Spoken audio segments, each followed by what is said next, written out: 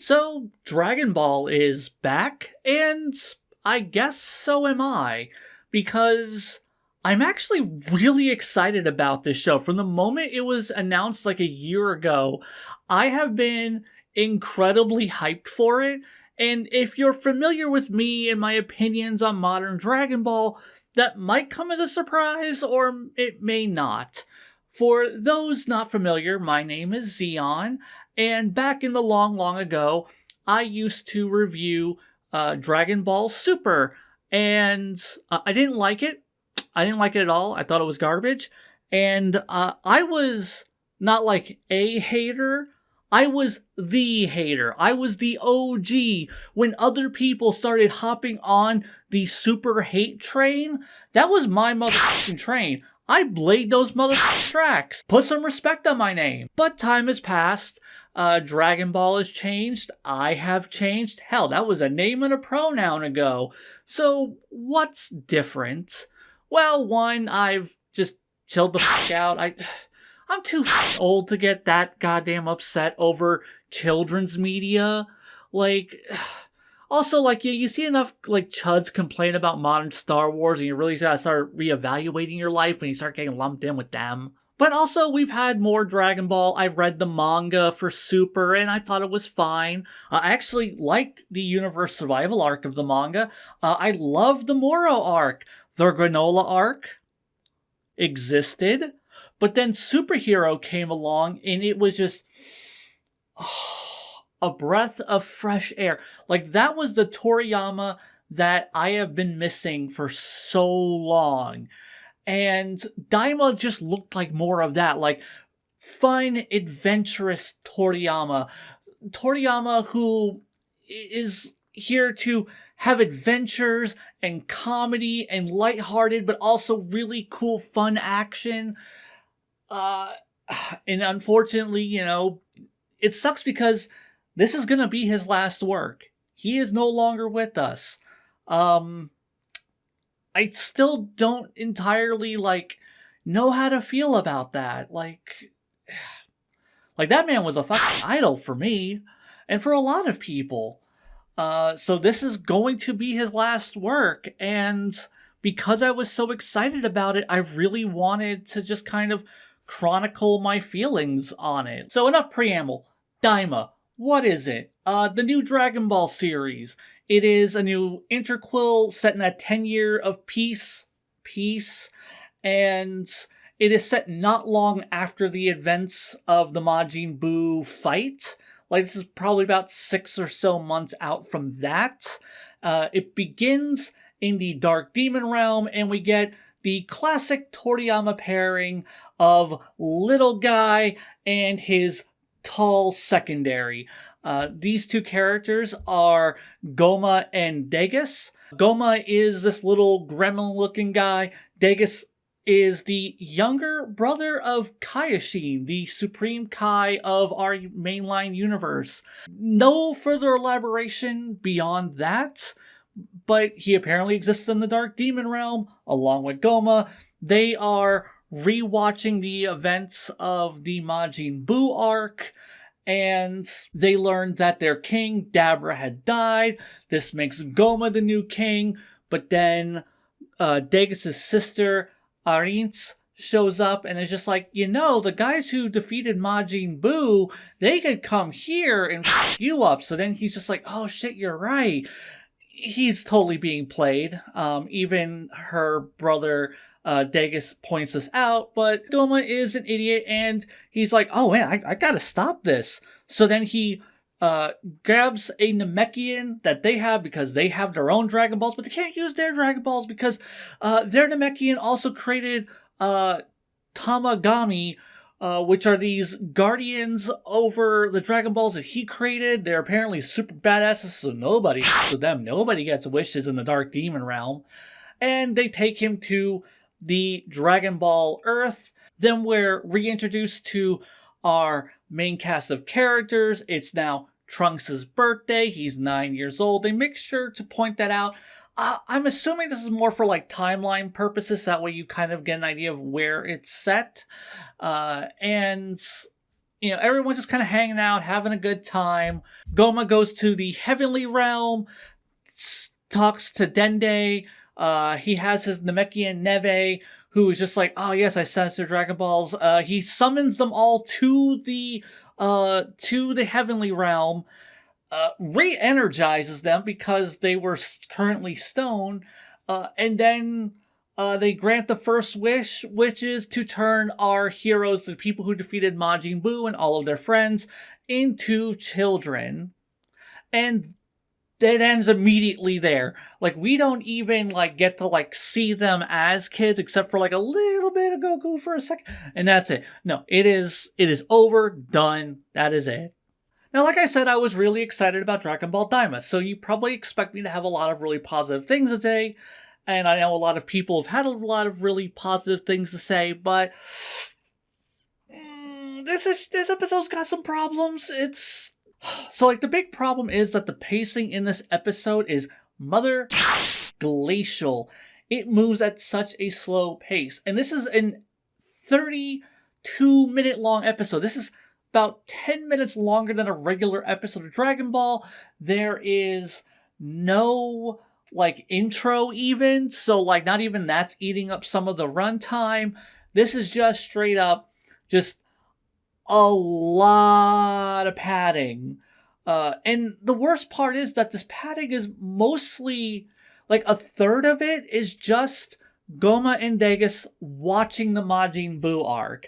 It is just a highlight reel, a very pretty well animated highlight reel, but a highlight reel nonetheless. It is just Majin Buu's greatest hits. And I know a lot of people have been losing their minds over this, showing screen caps and showing how accurately it recreates the panel artwork from the manga. And I can appreciate that. I really can. But also, this is the first episode of your goddamn show, and this is how you're starting it off with? This recap of things that people should be fairly familiar with, especially by this point. And I understand, there's going to be defenders of this going, well, this arc is more tied to the Majin Buu arc than anything else, so it really needs to, get people up to speed on a lot of these things. And I feel like there's a more expeditious and eloquent way that they could have done this. As is, it drags. It is 10 full minutes of just exposition, and then characters having dialogue between them while they're watching the scenes going, oh, this is different from our world, and this is how this varies here, and blah, blah, blah, blah, blah. And it's just okay, alright. And speaking of exposition, there's a lot of lore dumping in this episode, which is another weird way to start a brand new series, in that it is the characters are just kind of dropping factoids.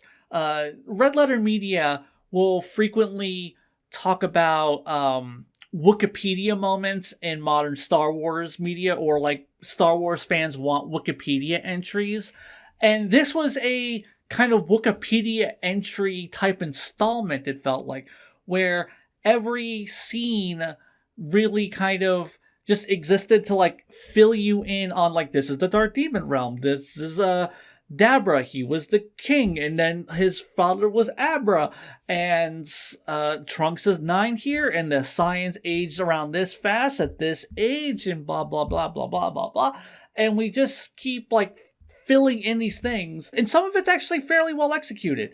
One of the little bits of info dumping is they acknowledge that Namekians are originally from the Dark Demon Realm.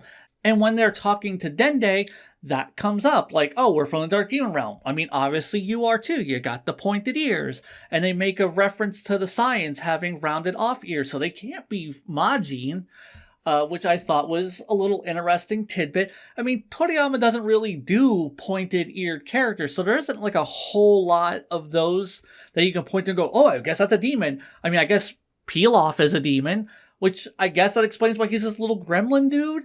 Now I really want some weird Pilaf lore because there's way more to him going on now. But they established that long ears are a demon clansman trait, which is also funny because this now means that Piccolo has gone from a demon to an alien, now back to a demon and an alien.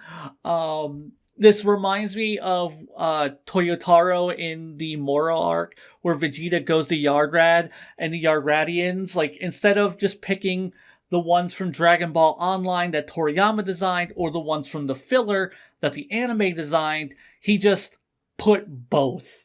And that was just, it's kind of that kind of moment, like, fuck, you know what, they're both, it's both. And while I'm talking about the manga, this is something I didn't expect, but in the Granola arc, there is a scene where they cut away to Planet Namek, and the Grand Elder is talking about how, oh yeah, like Namekians, we weren't originally even from this universe. We came from another realm, and then we settled here in this universe, and there could be Namekians on other planets. And like, in the moment when I was reading that arc, I was just like, this is such hackneyed bullshit where Toriyama is just kind of like reaching up his ass to be like, okay, well, here's to explain like why there are Namekians on other planets.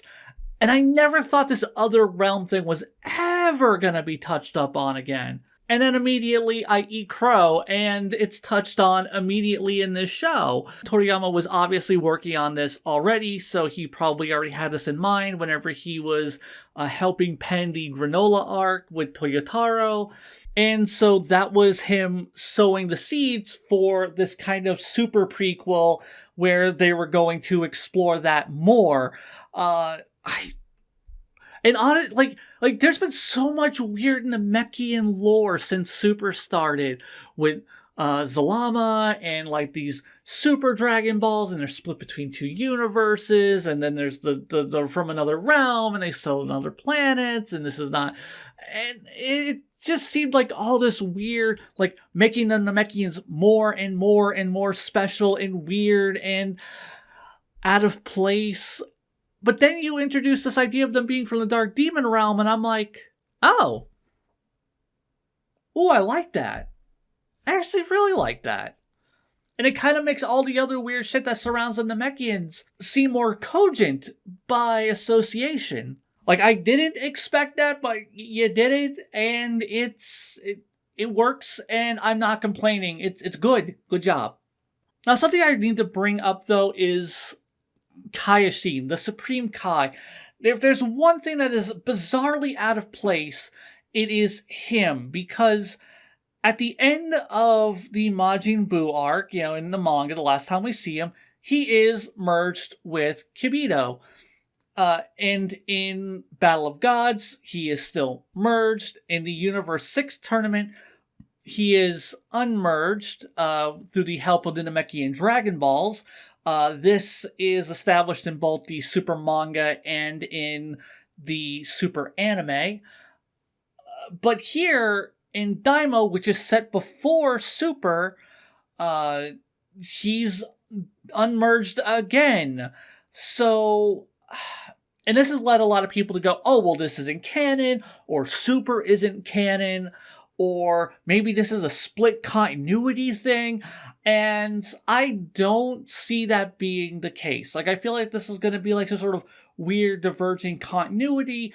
Toriyama wouldn't have placed it in the spot of the timeline, like this clean spot in the timeline, where it wouldn't be overlapping with any of the Super stuff. Like, he's clearly, making the effort to keep this separate from all the other stories that he's been telling in that time gap. So yeah, I do think that this is still in the same continuity. I do think it is a very weird narrative choice. I don't know why he did it the way he did. I actually had my own predictions before Daima came out that ended up being all kinds of fucking wrong. And the method by which he demerged from Kibito is different from what we've seen before with the whole Namekian Dragon Balls thing. He used a different method. They talk about, you, Goku, you said that you were absorbed as Vegito by Buu, and then like being inside Buu separated you. So then we just had Majin Buu absorb us and then spit us back out, and we were demerged. And it's just like I could have sworn we had like a whole like extended thing of dialogue, like exposition in the Goku Black arc about how that oh no, like mortals, if they merge, that's only like an hour, but when gods merge, that shit's permanent. So it's a weird mess. I'm sure at some point they're going to remerge in this arc. I don't know why Toriyama felt the need to have them separated when he did, but he did. But like I said, I'm assuming at some point they're gonna just have to like recombine, and then so that way in Battle of Gods they're combined, and then they'll come up with some excuse of why they didn't get Majin Buu to separate them, like one of Majin Buu's many extended naps. Enough negativity. How about some positives? First off, gorgeous. Absolutely gorgeous. This show looks amazing. We're talking like movie quality animation. This is some of the best looking Dragon Ball has ever been. Especially as far as like a TV show goes. Holy shit. This is gorgeous with a capital G. Just the mere premise of the show, this whole kind of spacefaring adventure, all the characters I'm really liking so far. Goma is just a little goober and he's a lot of fun. Degas has like a lot of personality. He's a bit of a goober too. Like he gets all like hyped up and excited, and I was just like, oh wow, like this guy. I thought he was gonna be like really stuffy and serious. And just yes, Lord Goma. And no, he's a really fun character too. Then there's Arins, which, whew, man. Toriyama was really kind of been swinging for the fences lately for his scientist dummy mommies in like the last decade, because you have Android 21 and now you have Arins, and boy oh boy, like I could already tell the moment she stepped out of the shadows. I'm like, there's gonna be so much fan art. Hell, I don't even make that like a prediction. Between the time that this episode is aired and me recording this now, I have already seen a lot of fan art of her. You can tell she's gonna be a favorite. And though I did complain about the lore dumping, like I said, there is like some really cool lore here. I just wish it was integrated better. Like, if this episode were just a normal 22-minute long episode and you had like a proper intro that ate up some time, like, I could have seen this being like it could have the exact same amount of content, but if it were just 20 minutes long and we stopped at the exact same moment that we stopped in this episode, I would be fine. I would probably be singing its praises. But overall, I have to say, because it is 30 minutes long, that extra 10 minutes of just exposition and just straight up watching the Majin Buu arc, I'm like, come on, because like our heroes do not even show up until the 20-minute mark, and I am just sitting there like, for the love of God, stop watching the Majin Buu arc. And then they stop watching the Majin Buu arc, but then they just start expositing, and I'm like, oh my God, the script needed a editor. But, like, I'm gonna give it, some wiggle room. It's the first episode. I don't know why the hell you do a first episode like this. But, like, I am still fairly excited for this show. Like, a weak first episode is not a bad show make. I mean, Dragon Ball Z's first episode, as far as I'm concerned, is notoriously bad. It is, like, almost an entire episode of Gohan fighting about in the woods. So this is already an improvement over that at very least. So yeah, like if you want like the Dragon Ball hierarchy of first episodes, I'd say at the bottom there's Super, then Z, then Daima, GT, and then original Dragon Ball. Like, original Dragon Ball's first episode is actually really, really strong. And I think GT also had like a really strong first episode because it gets a lot of stuff out of the way. At very least, though, it's better than Dragon Ball Z's first episode because boy, oh boy, that is not how you should start a new series either. Oh, one more complaint. My boy Gohan got done dirty. Let me just say, when the trailers for this series first dropped, I was theory crafting right out of the gate. I already had like all these kind of speculations for what I thought was going to happen. Because I'm like, okay, like I don't see Gohan, I don't see Videl. There's like a big event going on. The timeline placement seems a little weird. Like a lot of people are predicting it's just set in the middle of Super. No. I think if it's set anywhere, it's gonna be after Son Goku and his friends return, but before Dragon Ball Super, before Battle of Gods. And the event that we're seeing, the party in the background, is Gohan and Videl's wedding, and that's why we don't see Gohan and Videl, because they're avoiding showing them because they'd be in their wedding attire. And oh my god, I was wrong. Wrong. Another theory I had was that the reason that Kibito and Kaioshin are separated is because of the wish that made them into kids. Like, oh, well, like it separated them because, like, as kids, they were separated. And that was going to be some bullshit logic they used. And they would just ignore the fact that Piccolo is 3 people. And no, it's like they get demerged beforehand. The party, nope, that's Trunks' party. Timeline placement, no, it's even earlier than I thought. I racked up so many L's in my predictions leading up to this show. But yeah, so that summarizes my thoughts. I really liked the episode, despite a lot of its shortcomings. But I am still very hopeful. I'm incredibly optimistic moving forward. This series seems like Toriyama, more so than any other animated production, he has been the most involved with up until obviously his passing. But, he was doing designs. He wrote the entire story for it. He was way more hands-on with this than he's ever been before. And, like, this feels like a Toriyama passion project, just from, like, everything that we have seen. So, I'm incredibly optimistic. I am very much looking forward to what comes next, what we're gonna do. So yeah, I will see you guys when the next episode drops. Until then, Xeon, out.